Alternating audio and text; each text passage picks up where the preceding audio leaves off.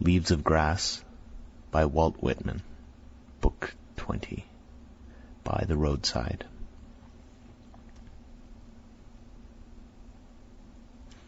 A Boston Ballad, 1854.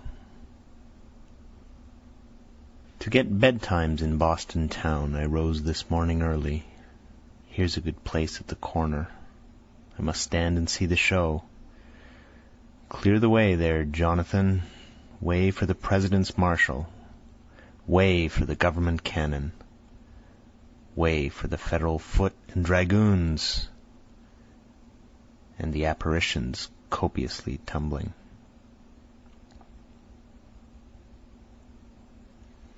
I love to look on the stars and stripes. I hope the fifes will play Yankee Doodle.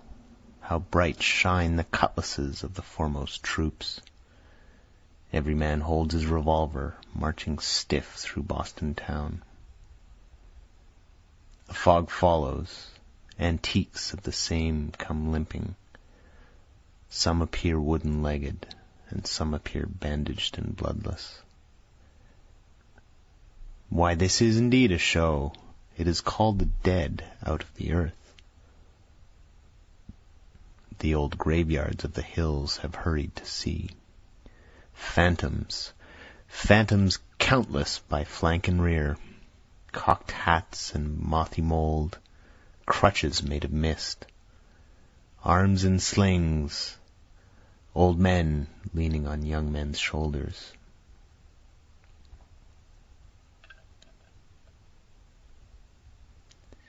What troubles you, Yankee phantoms?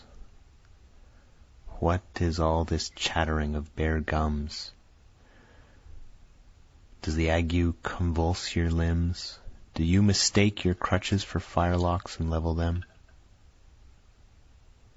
If you blind your eyes with tears, you will not see the President's Marshal. If you groan such groans, you might balk the government cannon. For shame, old maniacs, bring down those tossed arms and let your white hair be. Here gape your great-grandsons. Their wives gaze at them from the windows. See how well dressed, see how orderly they conduct themselves. Worse and worse. Can't you stand it? Are you retreating? Is this hour with the living too dead for you? Retreat then, pell-mell, to your graves, back to the hills, old limpers. I do not think you belong here anyhow. But there is one thing that belongs here. Shall I tell you what it is, gentlemen of Boston?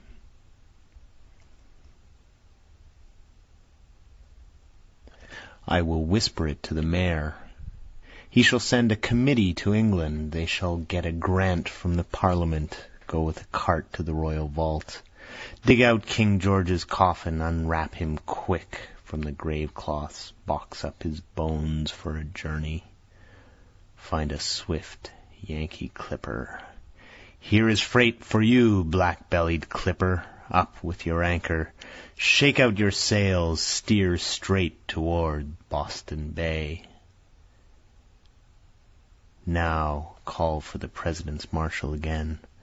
Bring out the government cannon. Fetch home with roarers from Congress. Make another procession. Guard it with foot and dragoons. This centerpiece for them. Look, all orderly citizens, look from the windows. Women. The committee open the box, set up the regal ribs, glue those that will not stay. Clap the skull on top of the ribs, and clap a crown on top of the skull. You have got your revenge, old buster. The crown is come to its own, and more than its own. Stick your hands in your pockets, Jonathan. You are a made man from this day. You are mighty cute. And here is one of your bargains. Europe. The 72nd and 73rd years of these states. Suddenly out of its stale and drowsy lair, the lair of slaves, like lightning it leapt forth, half startled at itself, its feet upon the ashes and the rags, its hands tight to the throats of kings. O hope and faith, O aching close of exiled patriots' lives, O many a sickened heart, turn back unto this day and make yourselves afresh. And you, paid to defile the people, you liars, mark, not for numberless agonies, murders, lusts, for court thieving in its manifold mean forms, worming from his simplicity the poor man's wages, for many a promise sworn by royal lips and broken and laughed at in the breaking. Then in their power, not for all these did the blows strike revenge, or the heads of the nobles fall. The people scorned the ferocity of kings, but the sweetness of mercy brewed bitter destruction, and the frightened monarchs come back. Each comes in state with his train, hangman, priest, tax-gatherer, soldier, lawyer, lord, jailer, and sycophant. Yet behind all lowering, stealing low, a shape, vague as the night, draped interminably, head, front, and form in scarlet folds, whose face and eyes none may see. Out of its robes only this, the red robes lifted by the arm, one finger crooked, pointed high over the top, like the head of a snake appears. Meanwhile corpses lie in new-made graves, bloody corpses of young men. The rope of the gibbet hangs heavily. The bullets of princes are flying. The creatures of powers laugh aloud, and all these things bear fruits, and they are good. Those corpses of young men, those martyrs that hang from the gibbets, those hearts pierced by the grey lead, cold and motionless as they seem, live elsewhere with unslaughtered vitality. They live in other young men, O kings.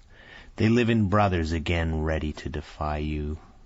They were purified by death. They were taught and exalted. Not a grave of the murdered for freedom, but grows seed for freedom in its turn to bear seed, which the winds carry afar and re-sow, and the rains and the snows nourish. Not a disembodied spirit can the weapons of tyrants let loose, but it stalks invisibly over the earth, whispering, counseling, cautioning. Liberty, let others despair of you. I never despair of you. Is the house shut? Is the master away? Nevertheless be ready. Be not wary of watching. He will soon return. His messengers come anon. Hand mirror. Hold it up sternly. See this it sends back. Who is it? Is it you? Outside, fair costume, within ashes and filth. No more flashing eye. No more a sonorous voice or springy step. Now some slave's eye, voice, hand, step, a drunkard's breath, unwholesome eater's face, venereales flesh, lungs rotting away piecemeal, stomach sour and cankerous, joints rheumatic, bowels clogged with abomination, blood circulating dark and poisonous streams, words babble, hearing and touch callous. No brain, no heart left, no magnetism of sex. Such from one look in this looking-glass ere you go hence. Such a result so soon, and from such a beginning. Gods. Lover divine and perfect comrade, waiting content, invisible yet certain. Be thou my God, thou the ideal man, fair, able, beautiful, content, and loving, complete in body, and dilate in spirit. Be thou my God. O death, for life has served its turn, opener and usher to the heavenly mansion, be thou my God. Aught of mightiest best I see, conceive or know, to break the stagnant tie, thee to free, O soul, be thou my God.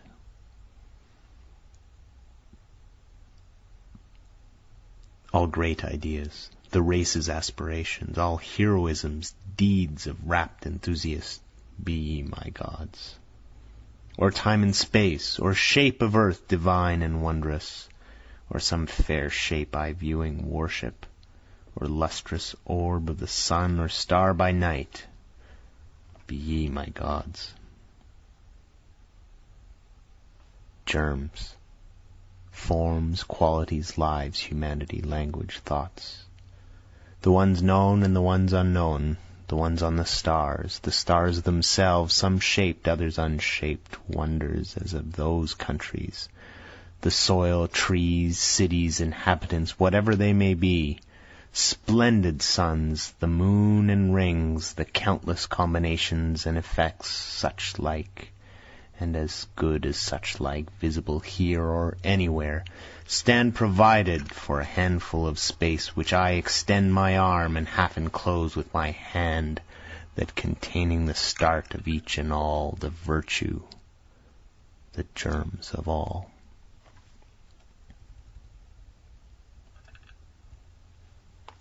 Thoughts of ownership, as if one fit to own things could not a pleasure enter upon all, and incorporate them into himself or herself. A vista, suppose some sight in arriere through the formative chaos, presuming the growth, fullness, life, now attained on the journey. But I see the road continued, and the journey ever continued. Of what was once lacking on earth and in due time has become supplied, and of what will yet be supplied, because all I see and know I believe to have its main purport in what will yet be supplied.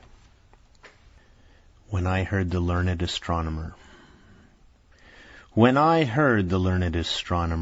the proofs, the figures were ranged in columns before me, when I was shown the charts and diagrams to add, divide, and measure them, when I sitting heard the astronomer, where he lectured with much applause in the lecture room, how soon unaccountable I became, tired and sick, till rising and gliding out I wandered off by myself in the mystical moist night air, and from time to time looked up perfect silence at the stars. Perfections. Only themselves understand themselves, and the like of themselves, as souls only understand souls. O me, O life. O me, O life, of the questions of these recurring, of the endless trains of the faithless, of cities filled with the foolish, of myself forever reproaching myself, for who more foolish than I, and who more faithless? Of eyes that vainly crave the light, of the objects mean, of the struggle ever renewed, of the poor results of all, of the plodding and sordid crowds I see around me, of the empty and useless years of the rest, with the rest me intertwined, the question, O me, so sad recurring, what good amid these, O me, O life? Answer, that you are here, that life exists, and identity, that the powerful play goes on, and you may contribute a verse. To a president. All you are doing and saying is to America dangled mirages. You have not learned of nature, of the politics of nature. You have not learned the great amplitude, rectitude, impartiality. You have not seen that only such as they are for these states, and that what is less than they must sooner or later lift off from these states. I sit and look out. I sit and look out upon all the sorrows of the world, and upon all oppression and shame. I hear secret convulsive sobs from young men at anguish with themselves, remorseful after deeds done. I see in low life the mother misused by her children, dying, neglected, gaunt, and desperate. I see the wife misused by her husband. I see the treacherous seducer of young woman. I mark the ranklings of jealousy and unrequited love attempted to be hid. I see these sights on the earth. I see the workings of battle, pestilence, tyranny. I see martyrs and prisoners. I observe a famine at sea. I observe the sailors casting lots, who shall be killed to preserve the lives of the rest. I observe the slights and degradations cast by arrogant persons upon laborers, the poor, and upon Negroes and the like. All these, all the meanness and agony without end, I sitting look out upon, see, hear, and am silent. To rich givers, what you give me I cheerfully accept, a little sustenance, a hut and garden, a little money, as I rendezvous with my poems, a traveller's lodging and breakfast, a journey through the States. Why should I be ashamed to own such gifts? Why to advertise for them? For I myself am not one who bestows nothing upon man and woman, for I bestow upon any man or woman the entrance to all the gifts of the universe. The dalliance of the eagles, skirting the river road, my forenoon walk, my rest. Skyward in air a sudden muffled sound, the dalliance of the eagles, the rushing amorous contact high in space together. The clinching, interlocking claws, a living, fierce, gyrating wheel, 4 beating wings, 2 beaks, a swirling mass, tight grappling, in tumbling, turning, clustering loops, straight downward falling, till o'er the river poised the twain, yet one, a moment's lull, a motionless, still balance in the air, then parting, talons loosing, upward again on slow, firm pinions slanting their separate, diverse flight, she hers, he his, pursuing. Roaming in thought, after reading Hegel. Roaming in thought over the universe, I saw the little that is good steadily hastening towards immortality, and the vast all that is called evil I saw hastening to merge itself and become lost and dead. A farm picture. Through the ample open door of the peaceful country barn, a sunlit pasture field with cattle and horses feeding, and haze and vista, and the far horizon fading away. A child's amaze. Silent and amazed even when a little boy. I remember I heard the preacher every Sunday put God in his statements as contending against some being or influence. The runner. On a flat road runs the well-trained runner. He is lean and sinewy with muscular legs. He is thinly clothed. He leans forward as he runs with lightly closed fists and arms partially raised. Beautiful women. Women sit or move to and fro, some old, some young. The young are beautiful, but the old are more beautiful than the young. Mother and babe.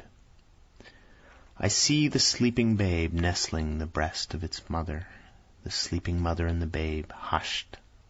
I study them long and long. Thought.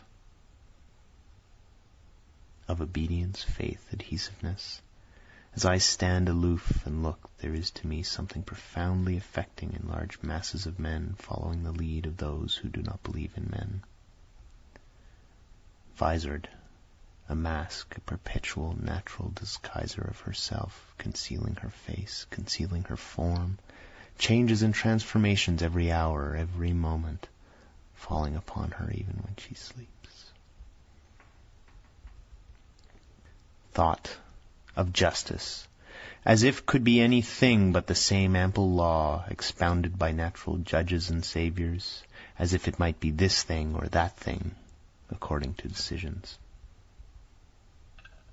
Gliding o'er all, through nature, time, and space, as a ship on the waters advancing, the voyage of the soul, not life alone, death. Many deaths I'll sing. Hast never come to thee an hour? Hast never come to thee an hour, a sudden gleam divine, precipitating, bursting all these bubbles, fashions, wealth, these eager business aims, books, politics, art, amours, to utter nothingness?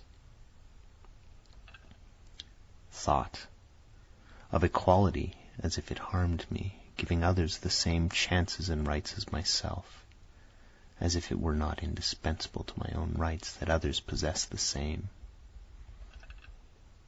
To old age, I see in you the estuary that enlarges and spreads itself grandly as it pours in the great sea.